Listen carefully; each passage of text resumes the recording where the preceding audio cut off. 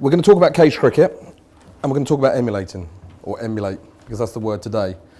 So we start in a strange place though. I want to start in 1891 in America with a guy called Jim Naismith, or James Naismith.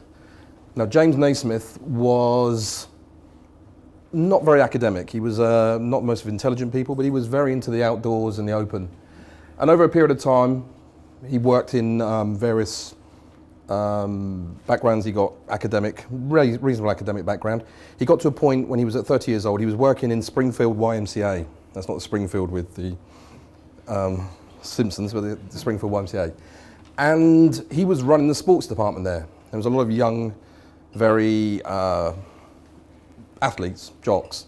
And they asked during the winter, because it was in New England, there was an issue. They didn't have a particularly big gym. They had a lot of land, but that land was cold and frozen throughout winter. So therefore the principal said to James, I want you to come up with an idea and a concept to get these guys moving and working within the gym. The only thing he told me he had to do was it had to be fair and it had to be not too rough. Now Jim, when he was in the countryside, used to play a game, or James I should say, because they don't like saying Jim in America about him. He played a version of sport, this medieval sport, that was called Ducks on Rocks. And in Ducks on Rocks, they put several people in a ring outside of a circle. They all had the ducks, 3 little stones. And in the middle, they had a big stone, which was the drake. And a guy stayed inside that ring and tried to defend the stone and make sure that people didn't hit the stone in the center. And if you kept the 3 stones were thrown and you stopped them hitting that stone, you won. Good evening. He learnt very quickly a technique which allowed him, if he lobbed the stone, rather than trying to hit it direct, and look for a gap when the guy moved to the left or right, he hit the drake stone more often than the others that were angling the stones in. So he then came back away from this, looked at the game that was asked to be done within the sports hall. The teacher was expecting him to look at the sports that were prevalent at the time, American football, baseball, lacrosse, even soccer. And the thing that was in his mind all the time was this lob and this gap. Find a gap and lob the stone. So he wanted to build a sport based around, within this very constrained small area, based on this concept of lobbing. And he came up with something very interesting. He spent 2 weeks thinking about it and came back to the hall with 2 peach baskets and an old soccer ball. Do you know about this? And he nailed a peach basket at either end of the hall, 10 meters off the ground. And he counted 13 rules, which he pinned to the wall. And he brought the students in, and they read the rules, and they began lobbing the ball around, and he had invented the game of basketball in the YMCA. This was purely just to get the kids playing within an urban environment. He took a concept which was very, very rural, very medieval, which he believed could be translated into this environment, and built a game within an urban sports hall for these kids. So that during the winter, when they haven't got access to the sport fields, they've got a sport they can get involved in. Within the next 8 years, by 1898, there was a professional league. By 1904, it was an exhibition sport in the Olympics. By 1936, at the Munich Olympics, it was an actual full-on basketball tournament. Jim was just looking to give activity to people in an urban environment, taking an idea and a concept and building it back into this environment. He emulated the lob and the gap and created basketball. The interesting thing is, when they first played, the bottom of the basket was still in. So the problem was, when you scored a basket, the game had to stop and they had to go and get the janitor with the ladder to come and get the ball out. It wasn't until 5 years after they started the game, they decided they could cut the bottom of the basket out to let the ball drop. But the ball was too big. So then they had to go and get a stick from the janitor and poke the ball out. It was in, I think, 1898, 1899 that they finally worked out that if you had a ring and a net, it could go through. Basketball has grown and grown from that point. And this is what we're looking at from my point of view. Cage cricket is based from this same concept. Jim wasn't the first person, and won't be the last, to take a concept from a rural environment and build it back into an urban environment. He won't be the first person that comes up with a concept that he thinks, I'll take the core ingredients of something, emulate, mix, and put them back into my environment. This is what the inner city does. And this is what I'm quite passionate about, because I look at a lot of the sports today that we use in our world, such as skateboarding, BMX, parkour, free running, and look where it's come from. What it is if the inner city hasn't got access to the waves and hasn't got access to the ocean, they come up with the concept of taking a skate, putting it on the bottom of a board, and skateboarding's born. If they want to get involved in motocross, and they can't afford the expensive bikes and they can't afford the equipment, what they will do is they'll use pedal power, and BMX is born. This is genius. This is taking the small central ingredients of a sport that they want to get involved in and then putting it back into their environment. Parkour is no different to gymnastics. The difference is, instead of the vaulting box and the bars, what they're doing is they're using the environment around them. They're using the street environment. The interesting thing today is, if you look at it as a brand, skateboard will be worth millions. Take a look at basketball. Basketball is now a $4 billion sport. But it was built for young people in the inner city. Did that money go back into the inner city? Who owns BMX Inc.? Who owns Parkour PLC? I don't know. Maybe you'd be able to answer. But these are things that are created by these people in the inner city, taking those core ingredients and building them back into their environment. Now, I come from the inner city.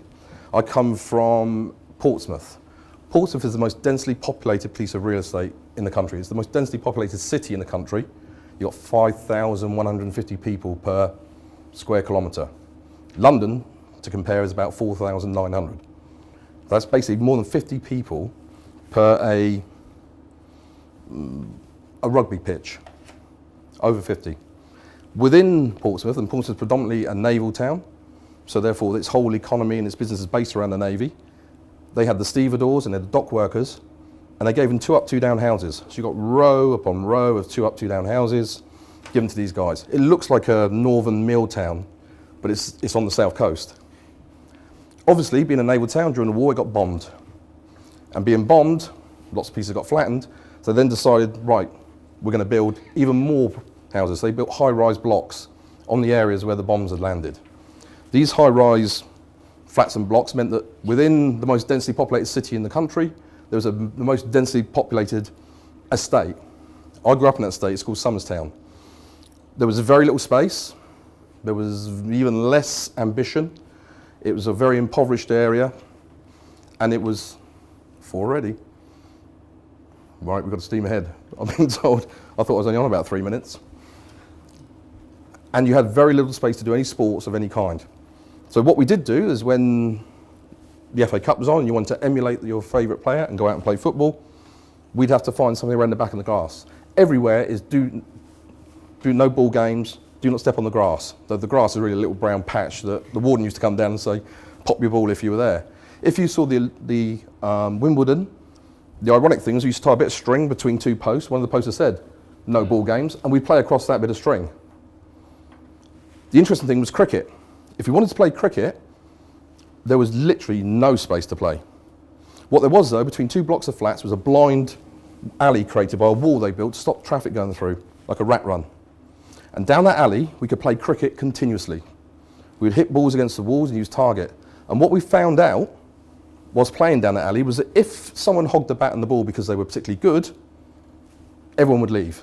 So if you wanted to stay there and you wanted to play throughout the day, the bat and the ball and the fielding had to be shared equally between everybody. So we created a sort of organic system whereby I'd say, right, if I face you, yeah, you've got to face me. We'd have 6 balls each, we'd chalk up the scores, we'd give ourselves points, and then we'd play again. Quickly move 30 years forward. My son wants to play cricket, I go to a cricket ground. He plays. He does well at the end of the year. The marquee goes up, and I'm coaching in the nets. And a guy called Lawrence Pridipal turns up, who's a professional cricketer, 26 years old, played for England all through the age groups, playing for Hampshire. Loads of records. Cousins Chandapal, if you know your cricket. He comes from Portsmouth as well. His father worked his socks off to get him into cricket through the private school system. We had a conversation. We spoke about the fact that it's very difficult to get into cricket if you are not from that background. 93% of the population are educated within the state school system, 7 in the private. But the private school produces 40% of all the cricketers in the county system. 30% of coal pack, which is from abroad, from Australia, wherever, New Zealand. A very small minority, less than 30%, come from the state school system. And those ones that come from the state school system tend to be from the better schools in the state school system. So we had this conversation, and whilst we were talking, he said that I saw you knocking about with your son, chucking the balls down. He said, where did you play your cricket? Never did. Well, where did you used to play your cricket? Never did. Never wore whites, never had a willow bat, never had the opportunity to play cricket. Would have loved to, but explain this game down the blind alley that I used to play. The following day, he phoned me up and said, are you serious about this game? Do you really believe in this game? And I said, well, of course I do. He said, right, I'm due to go to Leicestershire. I'm not going. 26 years old, he retired from cricket to try and drive this game forward. And this is cage cricket. What we did to make the game completely fair was to put a system and a structure around that concept of fairness. You have 6 individuals, and I'm going to charge for this. How many minutes we've got left? 2. You have 6 individuals, and they are numbered 1 to 6. They each have a vest. This is a map of this. We have 6 zones. The grey zone is the bowler, the white zone the batsman. You have red, yellow, blue and green. Yeah? Now, you score by hitting these sides, 10, 20, 30, 40, 50, 60. And you rack up those scores. The good thing and the good news is if you're like me and you're not particularly good and you're out, you're not out. What you do, you lose 40 of those runs that you've accrued by hitting that wall. And that 40 goes to whoever got you out. So if you're bowled or caught and bowled, that 40 goes to the bowler. If there's a direct catch, you still lose 40. You always lose 40 when you're out. But that 40 gets shared between the fielder that takes the catch and the bowler, 20 each. So the scores are constantly dynamic throughout the game. And the other thing that's important is that by following this sequence, and this is the key of cage cricket, this is giving structure to that organic thing I spoke about earlier, where we said, have I faced you yet and you faced me? This means that everyone in the world will be playing exactly the same game. You're playing as an individual against the other 5, and if you're number 1, you're batting, you're yellow, you're blue, you're red, you're bowling, you're green, you're bowling, then you're batting again. By the time you've gone from here to here, 30 overs, you faced everybody once in every position. So if Lawrence was on that court and you faced him, you also know you're going to get the balance of facing me. It won't be one of those situations where you go, well, this is unfair, because he played for England and I know you're rubbish. You will have a situation where you will know if I'm 5 and you're 3, when you're going to face me in the game. Now, the reason why this game has got a really good reaction is because of the colour red.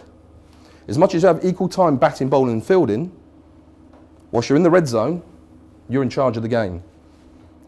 The reason we did that is because every street sport, every urban sport is self-governing. You don't govern skateboard, you don't govern surfers, you don't govern people on BMXs. So we want that self-governance. We didn't want fat middle-aged blokes like me coming in saying, that's out, that's wrong, forward defensive. Let them learn through play. It's crucial they learn through play. Any decision, whether it's 10, 20, 30, 40, whether it's hit the wicket, is theirs. If it's out, it's theirs. They do the scoring. The scoring's dynamic. What it led to was we got a situation where these guys are suddenly, we go into schools where they've got 34, 40 languages. We work in prisons. We work with kids that are disadvantaged, that haven't had a position in life where they can actually communicate and take decisions and involve themselves and have the self-esteem of having their opinion valued. Here, your opinion's valued. You will be in charge of the game. You will take those decisions. That's cage cricket. This is cage cricket in a box. This is pop-up cage cricket. Everything you see around the cage, the scores, the ball, the vests, the bats and everything is in here. In the country there's 12,500 Mugas, 10,000 disused tennis courts, 20 to 30,000 sports halls that are ready for cage cricket. You've got one of these, you can convert. They're really cool, they call them Mugas, multi-use games areas, MUGA. They should be called Dugas because they use them for 2 sports. They use them for football and they use them for basketball, which is quite ironic going about basketball at the beginning. This would add an additional sport to it. Let them learn through play, let them learn governance. This is an interesting story. How long we got? We're finished. Sorry. A final story. The fact that you've got the 3 core skills taken out of cricket and built back into an urban environment, basically an 18th century game. You have fielders, because they live in fields. You've got a wicket, because there's a little gate that used to be in farms. The Bat is an old English word for the guy that used to come around and collect the rent. He had a bat in his hand. So if you played cricket, you took the bat, you had the wicket, the gate, and a ball, and the people stood in the fielders, because they were fielders, and you played cricket. Big thing about cricket is the spirit of cricket. So when we built cage cricket, the reason we built the red zone was we didn't just want the core skills, batting, bowling, fielding. We also wanted the spirit built into the game. So we went to see the MCC, and we said, we want to go and talk to them about how they articulate the spirit of cricket, what they do to make the spirit of cricket become part of the people's lives. So it's a great concept. What do you do? And we met with the head of the MCC, and they said, we play cricket. But how do you articulate it? We play cricket. Before we met with him, he was late, we went into the long room. And whilst we were in the long room, Lawrence was on one side, I was on the other side looking at paintings, and come across this 18th century painting. It's called The Young Cricketer. And on our bats, which are in here, and you can see at some point, is the word cage, because you're playing cage cricket, it's called cage. On this bat, standing in there looking, it's got the word cage written down the bat. And as you said earlier, it's almost like it's been rigged. I'm thinking, hold on. And I'm saying to Lawrence, you need to come over here, Lawrence, and have a look at this. He's on the other side saying, you need to come and have a look at this. No, you really need to come and look at this. I've gone over to see what he's got. 14th century Aragon, in the moat, playing cricket. 2 fielders either side, a batsman and a bowler. This, with the word cage down the back, completely freaked me out. I was going to cheat tonight and show you a film, because when we looked up this painting, The Young Cricketer, and his name is Lewis Cage, hence the word cage on the back. He's just got his name written on there. Freaked me out. We're not unique. We haven't discovered something. It was done in the 18th century.